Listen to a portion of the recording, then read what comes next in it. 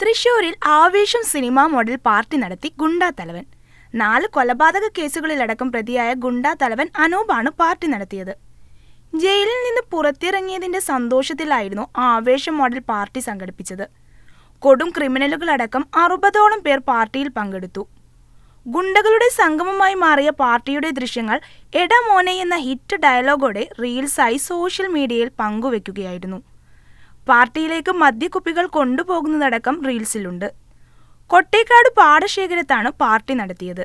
Police ജീപ്പിന് സമീപത്ത് അനൂപ് നിൽക്കുന്നതും വീഡിയോയിൽ കാണാം.